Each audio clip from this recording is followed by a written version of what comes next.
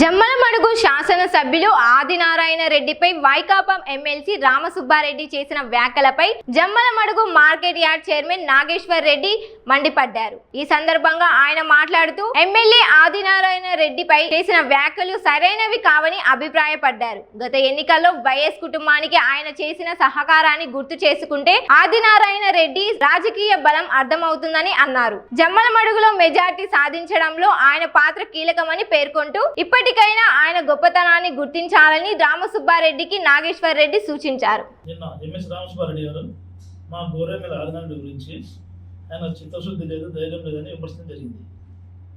మా గౌరవ ఎమ్మెల్యే ఆదినారాయణ గారు 2011లో వైఎస్ జగన్మోహన్ రెడ్డి కాంగ్రెస్ పార్టీని వ్యతిరేకించి బయట రావడం జరిగింది.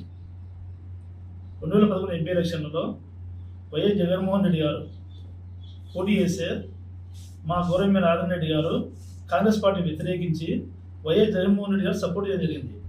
అప్పుడు జమ్మలమడుగు నియోజకవర్గంలో 90,000 పైచిలకు మేర వచ్చిన మాట వాస్తవం కాదా?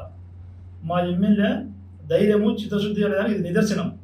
ఇది ఎంఎస్ రామసుబ్బారెడ్డి తెలుసుకోవాలి. ఆదినారాయణ గురించి 1996 ఎలక్షన్లో వైఎస్ కుటుంబం కోసము వైఎస్ రాజశేఖర గారు ఎంపీకి పోటీ చేస్తే 1996లో జనతా పార్టీ టికెట్ తరఫున జనతా పార్టీతో టికెట్ తెచ్చుకొని అప్పుడు మా గౌరవమైన ఆదినారాయణ గారు మామూలు సాధారణ వ్యక్తి ఆ రోజు వైఎస్ కుటుంబం కోసం జమ్మూ నియోజకవర్గంలో పనిచేసి 7,000 పైచకు ఓట్ల మేర తెచ్చిన ఘనత వాస్తవమా కాదా?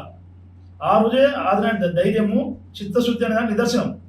ఇది కూడా మన ఎమ్మెల్సీ రామసుబ్బారెడ్డి తెలుసుకోవాలి. ఆయన గురించి ఇంకా ఎమ్మెల్యే ఆదినారాయణ ఎక్కడ ఉంటే అధికారం ఆ పార్టీ పొందబోతా అంటారు.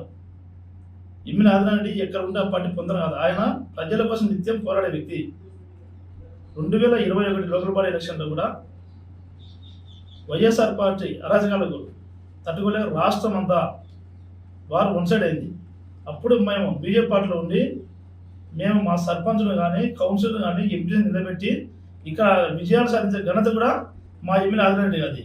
అది ఆదినారాయణ ధైర్యము, ఆదినారాయణ చిత్తశుద్ధి నిదర్శనం.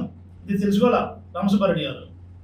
రామసుబ్బారెడ్డి గారు 2019లో టీడీపీ పార్టీ నుంచి పోటీ చేసి ఓడిపోయి వైఎస్ఆర్ పార్టీ పొంతన చేరి ఆ పార్టీతో ఎమ్మెల్సీ 10 తెచ్చుకునే వాస్తవం కాదా? ఆ విధంగా పార్టీలో చేరి నామినేషన్ పదవి పొందిన ఘనత కూడా రామసుబ్బారెడ్డి గారు చెల్లుతుంది.